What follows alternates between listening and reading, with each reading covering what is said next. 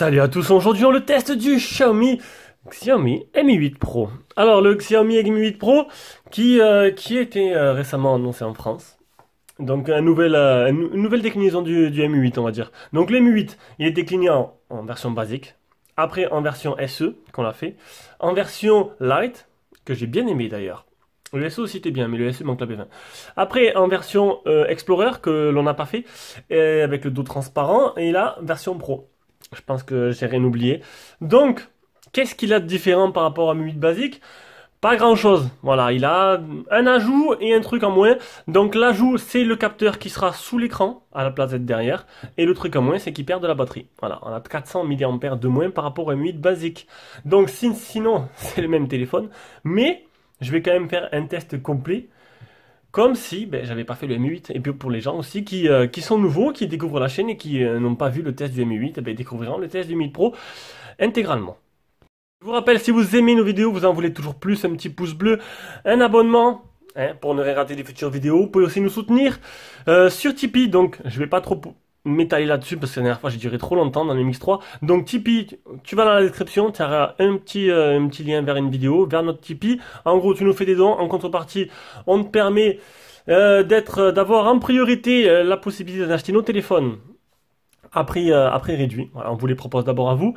Et ensuite, un tirage au sort par mois. Donc ce n'est pas une tombola, c'est un tirage au sort pour remercier tous les tipeurs où on fait gagner des lots. Voilà. Et bientôt, il y aura YouTube, vous pourrez aussi regarder des vidéos et nous soutenir comme ça. Directement à la boîte du téléphone, donc ce Xiaomi Mi 8 Pro, donc moi c'est pas une version globale, il existe en version globale d'ailleurs, c'est un téléphone qui vient de la boutique Chine Android, je vous mettrai le lien en dessous, donc je vous mettrai un lien si à la version globale, je vous mettrai le lien de la version globale directement. Donc dedans, une coque en silicone transparente, le téléphone, la boîte, le chargeur qui n'est pas un chargeur européen, d'accord, mais voilà, bon, ça bon, je vous l'ai dit, il est sorti en version globale, donc après un petit adaptateur, ça va très bien. Le chargeur type C, le petit trombone, ainsi que, hop, ça vous éblouit, voilà, l'adaptateur type C, parce qu'il n'y a pas de port jack.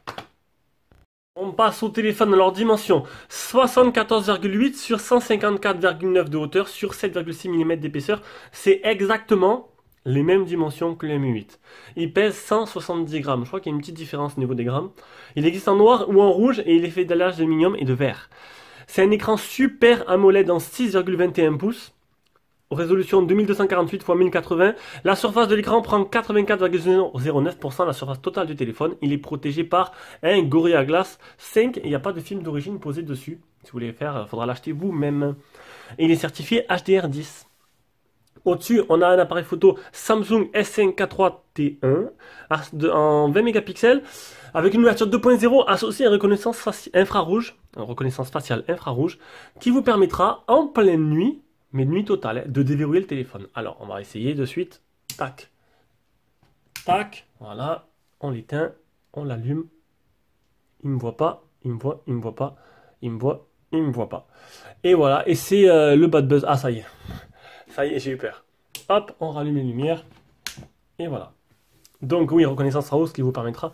Donc, c'est en dessous de la reconnaissance 3D et c'est au-dessus de ce que se fait actuellement. Donc c'est plutôt pas mal. C'est exactement comme le Mi 8, mais pas comme l'Explorer. L'Explorer a la reconnaissance 3D, comme l'iPhone.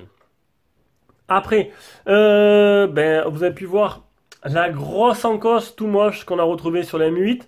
Alors, l'inconvénient de cette encoche-là, déjà, c'est qu'elle est grosse et qu'il n'y a aucune icône de notification qui va se mettre de ce côté gauche. Et ça, c'est vraiment dommage. Il faudra toujours baisser le volume de notification.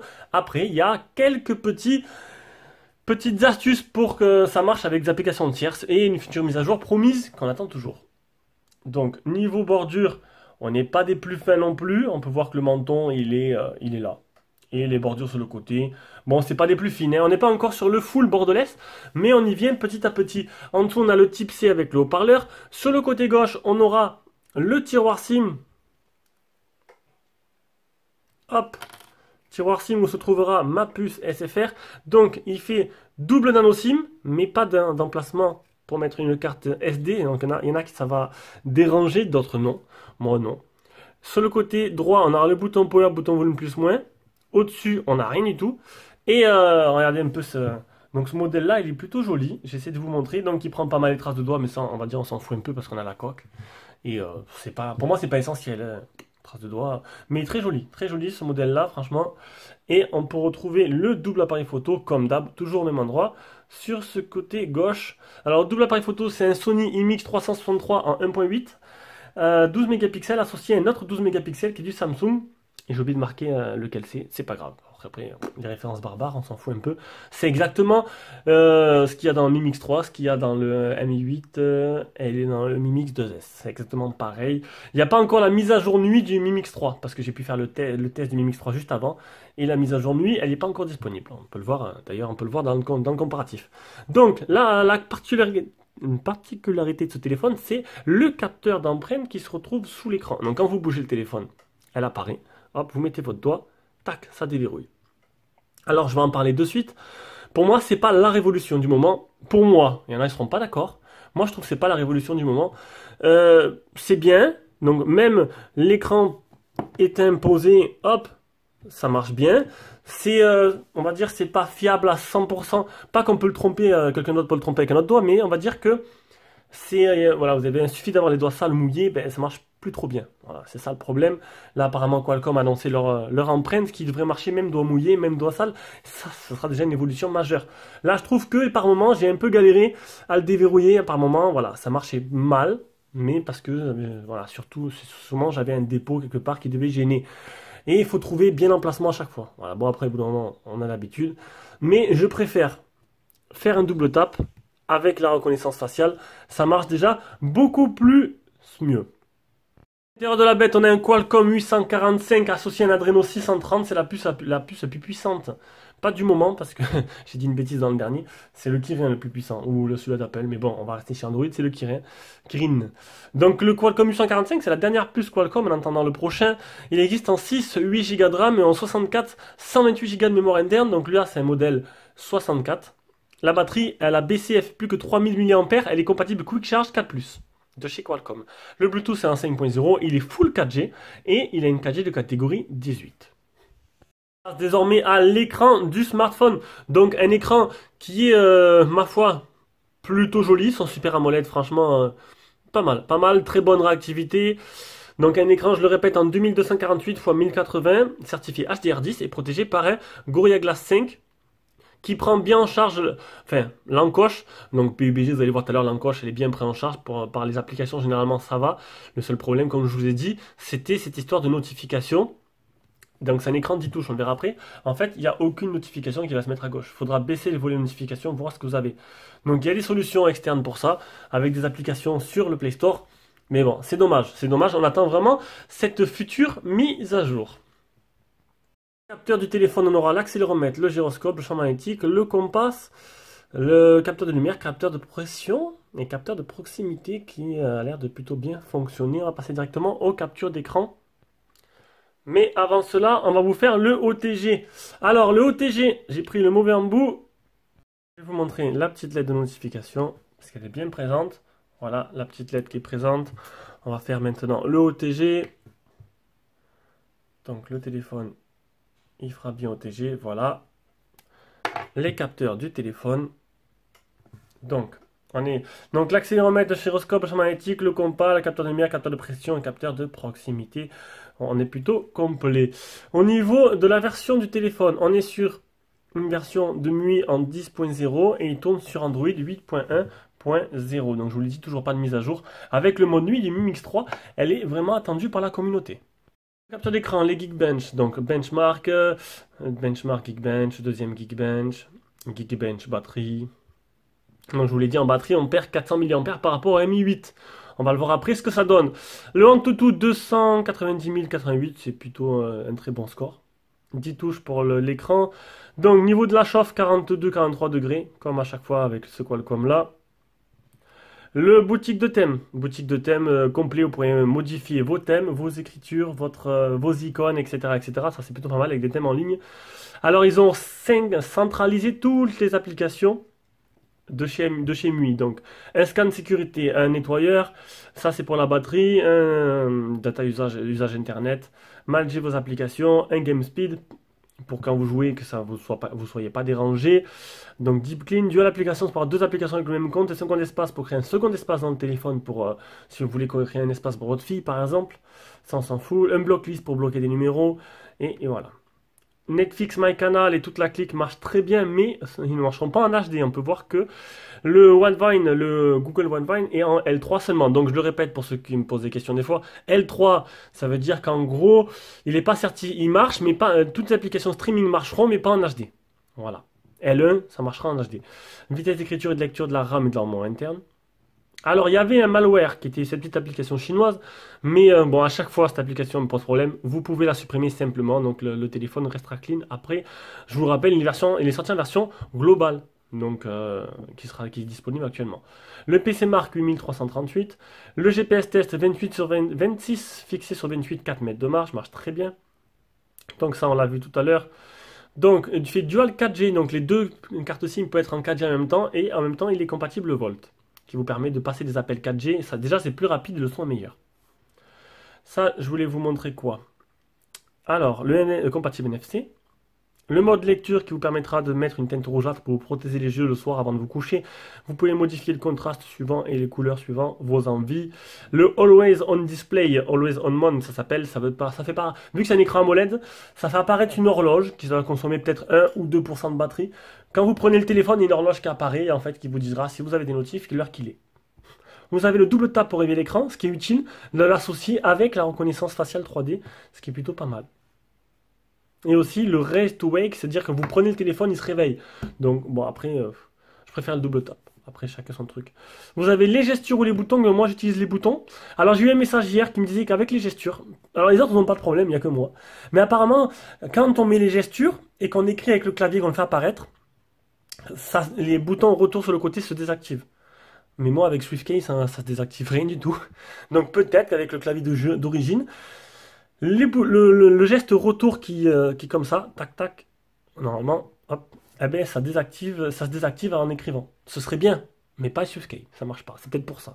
Et vous pouvez cacher l'encoche, si ça vous intéresse, pour faire bon, je vois pas l'intérêt. L'encoche, ça fait un petit style en plus, même si elle est grosse. Mais bon, si vous le cachez, vous perdez de la place. Ça fait du coup, ça fait une grosse marge. Le Quick Ball qui vous fait apparaître un petit widget qui va se déployer avec pas mal de choses, capture d'écran, retour au menu centrale, etc. Des gestures associées au bouton pour faire des captures d'écran, allumer la torche, etc., etc., ce que vous voulez. Vous pouvez réduire l'écran pour ceux qui trouvent l'écran trop grand. Ça m'a toujours fait rire parce que je vois mal une personne acheter un grand téléphone et le mettre en plus petit l'affichage. Et la batterie, donc, j'ai ça m'a merdé le premier jour. Du coup, j'ai utilisé un truc interne.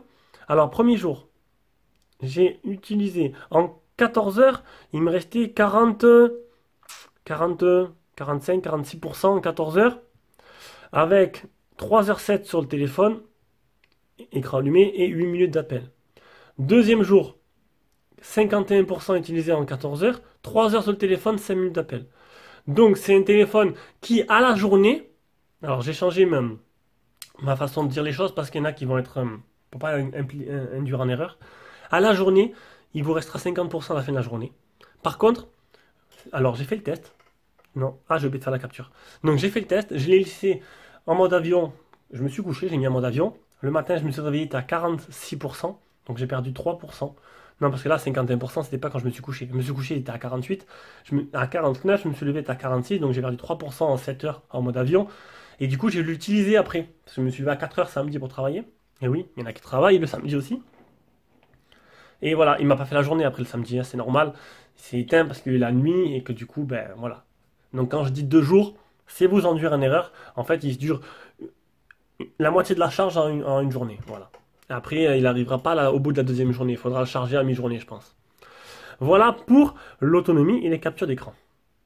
On passe à PUBG Mobile. Alors là, j'ai un peu merdé, je suis atterri tout au début de la carte. Voilà. Donc, ça va être très rapide. En fait, PUBG Mobile tourne performance maximale. Ce téléphone fera tourner tous les jeux du Play Store à fond. À fond les manettes. Voilà, le jeu est magnifique. Il est très très fluide. Et il est très bien. Et d'ailleurs, j'ai fait un top 1. Bon, il y a pas mal de bots pour les nouveaux. J'ai fait un top 1 avec 11 morts. C'était hier. Non, franchement, c'est un régal. C'est super agréable. Regardez. Il est beau, il est magnifique. Le jeu, il rame pas. Là-dessus, il n'y a rien à dire. Allez, on passe directement à la partie photo. On passe à la partie photo, donc, ce Mi 8 Pro. Il a exactement tout pareil que le Mi 8 normal, le Mi Mix 2S, le Mi Mix 3. Voilà. Donc, comme je vous l'ai dit, le Mi Mix 3, il a le même objectif, mais il a un traitement logiciel plus avancé qui fait de meilleures photos, surtout de nuit. Donc, on attend tous la mise à jour sur les autres téléphones qui est prévue et qui devrait donner une qualité de nuit plutôt exceptionnelle. Parce que si vous n'avez pas vu, je vous invite à aller voir le comparatif que j'ai fait entre le P20, le Mi Mix 3 et le Mi 8 Pro. Décidément, j'ai vraiment du mal. Donc, logiciel photo, toujours pareil. Vidéo courte, vidéo, photo. Donc, vidéo du 720p jusqu'au 4K. Photo, mode portrait, photo carré, panorama, manuel. Allez, on va revenir maintenant. Donc, là, le mode HDR, on peut mettre en automatique. Le mode intelligence artificielle que j'ai activé et le mode filtre. Donc, le mode intelligence artificielle, pour ceux qui ne savent pas, en gros, ça analyse ce que vous prenez en photo et ça adapte la résolution, la couleur, la netteté, etc., en fonction d'un algorithme à l'intérieur. Si vous prenez la mer en photo, il va se mettre en mode plage. Si vous prenez le ciel, il va se mettre en mode ciel, etc. Et l'algorithme gère tout ça tout seul. Du coup, vous n'avez rien à faire. Et ça, c'est plutôt pas mal. Ben, moi, j'aime bien. Moi, je trouve ça super pratique.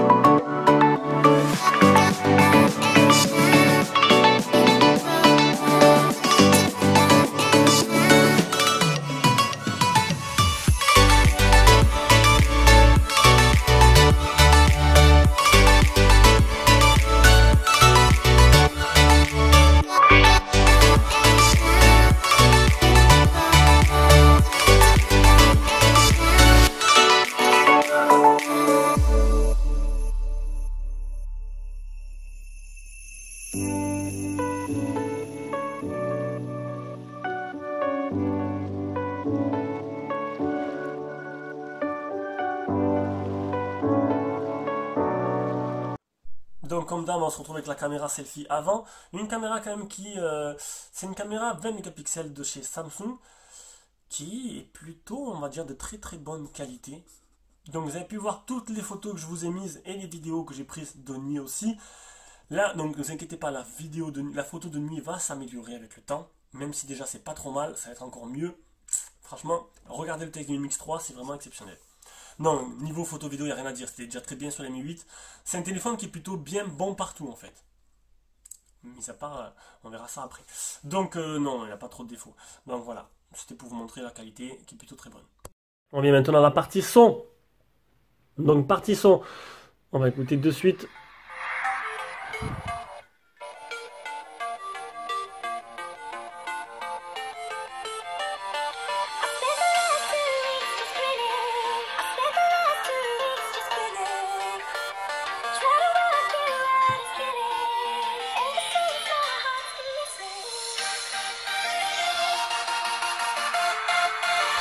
Donc le son est pas mauvais du tout.